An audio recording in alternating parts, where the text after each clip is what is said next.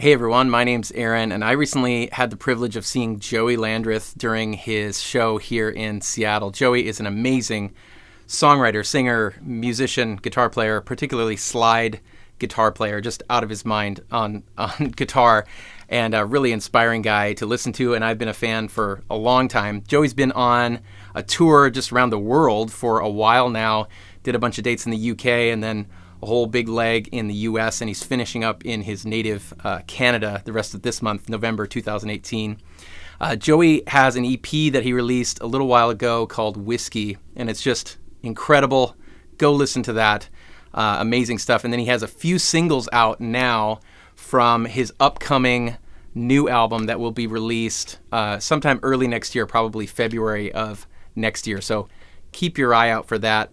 Definitely go and see him if you ever get the chance to. If he comes to your city, you will not regret it. He just puts on an amazing show. And Joey graciously agreed to take some time with me and kind of go through his rig before his show here in Seattle. So without further ado, let's go check that out now.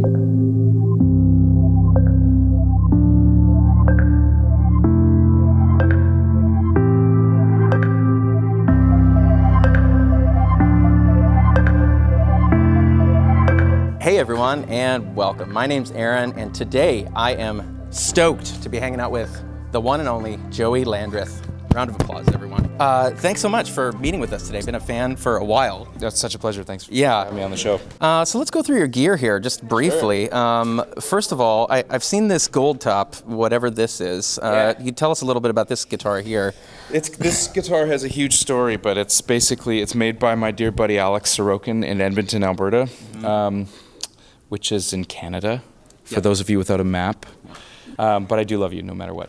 And so he is the geek to end all geeks, and I sort of got in touch with him through a guitar shop a couple years ago after having played a 54 at Carter's that I couldn't afford, and just sort of said, hey man, like I'm looking for a guitar that has that kind of vibe, and he actually doesn't take orders. He just sort of builds like therapeutically for himself and then puts them up for sale, but he doesn't take orders from people. Like he only builds what he wants to build. Wow. But I kind of came around at the right time because I wanted to do a 54 all gold, like there was a limited amount of those that were made. Yeah, so I had kind of come along at the right time and asked for the right thing, and he said, well, I've been wanting to build an all gold one before, and I don't generally take orders, but because you came basically asking for a guitar that I want to make, he was willing to do it. And so then he just went out and sourced all the craziest stuff, and this is made from Catalan rod from the 50s. Like this is NOS plastic. Yeah.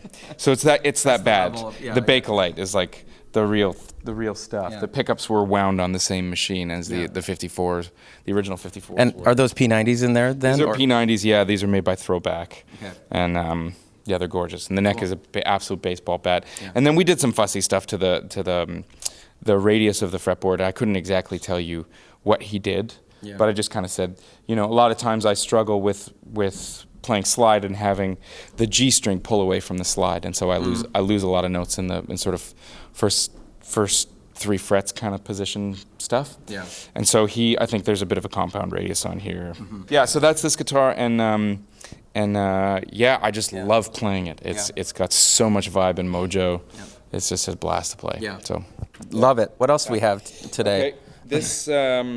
This is made by Mule Resonators in Saginaw, Michigan. My dear buddy Matt. The boys in the shop there made this for me like a year or so ago. Wow. And it's a super, super awesome and vibey guitar. It's got these benders. So. And how much does that come out during the course of the show? You know what? It depends. It totally depends. Sometimes I don't play it at all, and sometimes I play it a bunch. It's sort of how I'm feeling. Yeah. The nature of the beast with these benders is as you're kind of rolling the dice with the tuning sometimes. So sometimes it holds its tune and sometimes it doesn't. So, but yeah, this is a great guitar. Totally hollow, made of steel. You could drop it in the ocean. Actually, no, probably steel would rust. I don't know. I don't know anything about science. Next, yes. And all of your guitars are in the same like open C tuning that you do, or what do you? Yeah. The gold one's in C. Okay. The Telly's in D. This beautiful Josh Williams Mockingbird is in D. They're all basically the same. It's the same tuning, but just different keys. Yep. And Josh Williams had approached me and said, let's talk about a guitar. And I was like, man, I don't have anything with Firebird pickups, or that's blue. Yeah. So he made me this awesome blue hollow body with Firebird pickups, and it's just gorgeous sounding. Is that like a mini humbucker type of thing, or is that? They are mini humbuckers, and they sound really, really cool. They're almost scooped. Like they definitely have a lot more top end on them, but not shrill or bright. But they just got a lot of top end on them. So they almost sort of are, to my ear, kind of sound a little scooped. Yeah. Which is really, really fun. And it sounds gorgeous. It's really gorgeous guitar, fun guitar. Last but not least is this gorgeous Sir Classic S. V60 LPs in this bad boy. This one's tuned to C as well. This is a loner. This is a really, really great guitar. Yeah. Cool. And then your amp back here. Tell us just a little bit about this, and then we'll dig into the old pedals. This is like, I don't know if this has come through on the video, but this is literally covered with like a suede. Yeah. This is like something out of a cowboy. Human flesh. This is human flesh. Yeah. That's not. That was an upgrade. This is suede, not human flesh. Like I said before, that was a joke. Yeah. Made in poor taste. I apologize to anybody made of human flesh. This is a relatively new model. I guess they launched a Bloomfield Winter NAMM last year. Yeah. I got a nice growing collection of amplifiers at home. Everything is great, but this thing just lights me up, man. Yeah. And Eli Lester from 2 Rock and it was funny because I called him and I had played Josh Smith's TS1. Josh Smith has that really great looking gray one. And I plugged into that, and I was like, oh, man, can you get me in touch with those guys? So Josh introduced me to Eli, and Eli said, what are you after? And I said, man, what would it take to get my hands on something like basically exactly what Josh has? Yeah. And he was like, yeah, but that's no fun, man. Like, what do you want? And I was like, what I want is what Josh has. Yeah. And he's like, no, try a little harder. Yeah. So we just started talking music, and I think over the better part of like almost a year, he just sort of came up with ideas for what he thought I might like, and worked really hard on the master volume because I oftentimes have to play pretty quiet, just because like being a singer, I would love to play super loud. And I mean, I know lots of great singing guitar players who don't have this problem, but I just I got to be able to hear myself sing. Yeah. And so I don't play too loud. So this is 100 watts, and I mean I rarely ever No, I mean sometimes if the room is bigger, I'll open it up a little more. But I mean like it's on the equivalent of 2. Yeah. And it just sounds amazing. Yeah. And there have been gigs like we did this video for Pace magazine in New York where there were no monitors at all, and they were like, you guys can play full band, but you have to play quiet enough that you can hear yourselves acoustically. So I had this thing cranked all the way down, and I was like, man, there's no way that guitar sounds good. And it came through, it was like, man, it sounds so good. The mix on that was amazing, yeah, and it just goes to show, man. Anyway, so Eli put a lot of work, I think, into making sure that this thing, not to say that the other models don't, but the master volume is really, really good. The reverb is gorgeous. I don't know, it's a good amp.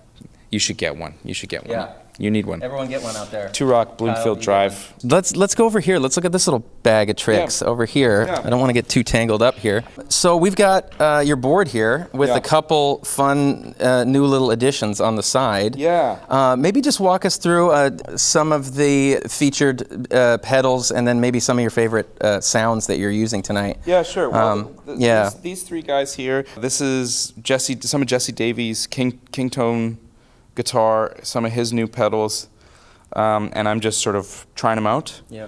The Blues Power, which is high headroom, kind of mid gain, I think, booster. Honestly, I think I said this earlier, but anything Jesse makes is really, really great, and it's just like it's not a matter of if I'm going to use something that he makes, it's just how. Yeah. So these are the 2 new sort of mini fuzzes that he does. This one's germanium, this one's silicone. They're self-biasing, so if it's hot out, you can rebias the germanium as it goes. There's a little indicator light. It's genius. Jesse is a mad scientist, man, and also like a monster guitar player, unbelievable guitar player.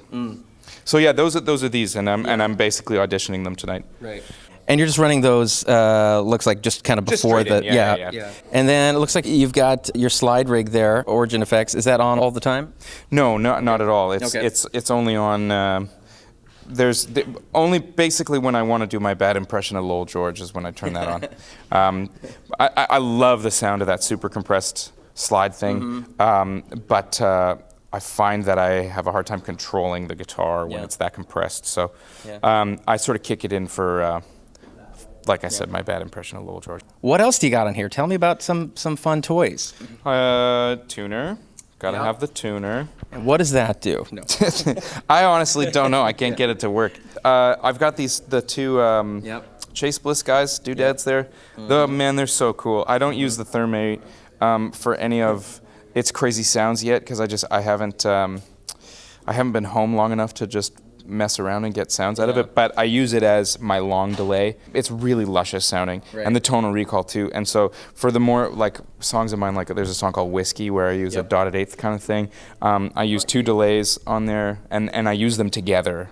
So it's kind of like a dual delay thing. And do you have MIDI like coming from the G2 then to there for tempo and stuff? So the Chase Bliss guys use 1/4-inch MIDI. So the MIDI comes out of the G2 into the MIDI box is what it's called, and then and then you can run 4 different pedals off of there.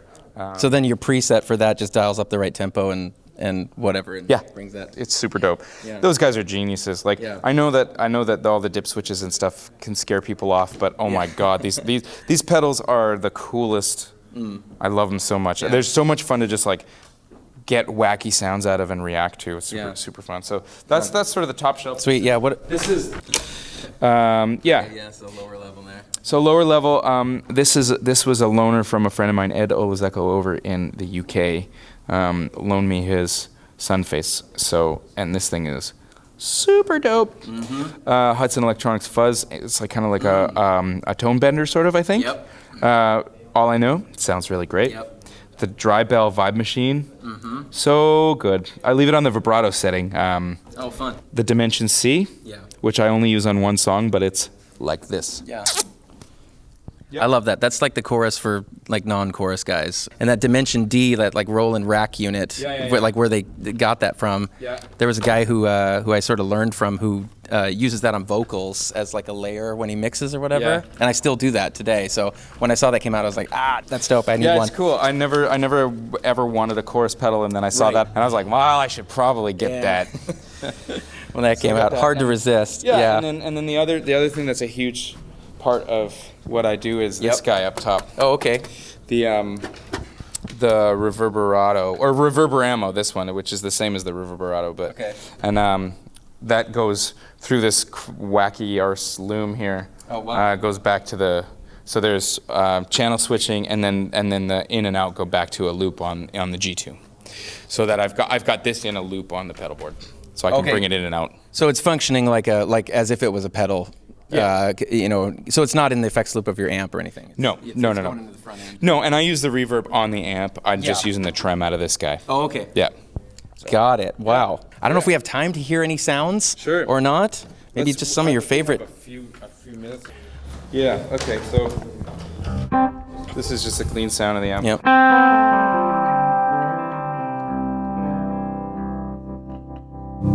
Dirty sound.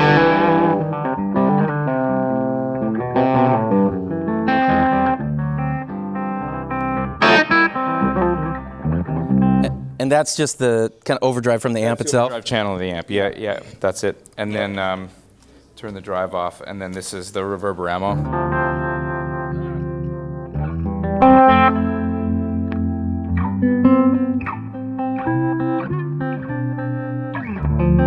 And I have that after the delays, a la Daniel Steinhardt from that pedal show. Yeah.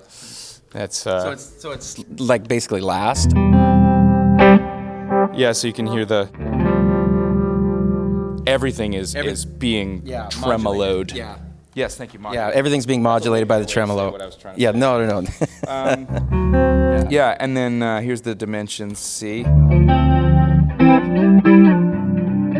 I use that on the Ry Cooter tune that we do because it sounds to me like he's got a chorus on his acoustic guitar, kind of. Yeah. And then what's in here? Oh, here's the compressor.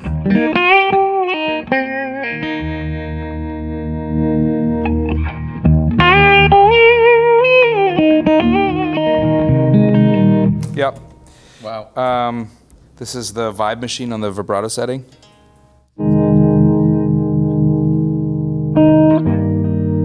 It's just super subtle. Yeah. Mike Landau, I think, does that a lot, and I wish I was Mike Landau, so that's why I do that.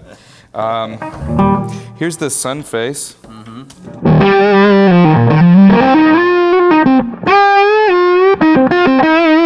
Yeah, the broadcast, or not broadcast, sorry, the Hudson Fuzz.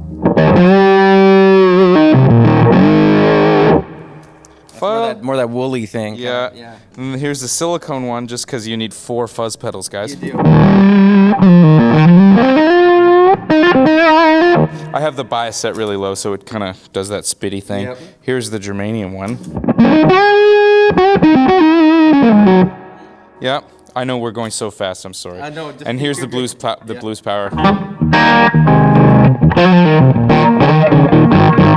Yeah. Wow. So it's all just everything's loud. Yeah. It's not that loud actually. Really, but you're not doing. I mean, as fancy of a pedal board as you have, it's like the amp is really the heart of the main sound. thing, yeah. Yeah. If I had to take one thing, it would be that. And I do a lot of times, just the amp and the channel switcher. It's, the reverb is really, really great. I like having delays, but I don't need delay. Right. I like having fuzz, but I don't need fuzz. Right. Right. Yeah. Cool. Yeah. Well, I know you got to get going. Thank you so much for taking the time. And then the new record is done, right? It just went off to mix last night. Just went off to mix last night, and that's coming out in February. We don't have an exact date yet because it might change. Yeah. Like things always do. If things go absolutely perfectly, it'll be out in February. I was trying to get it out a lot earlier, but then it's February, Stuff okay? happens. Yeah. Yep. Thank you so much for joining us. We'll see you guys next time.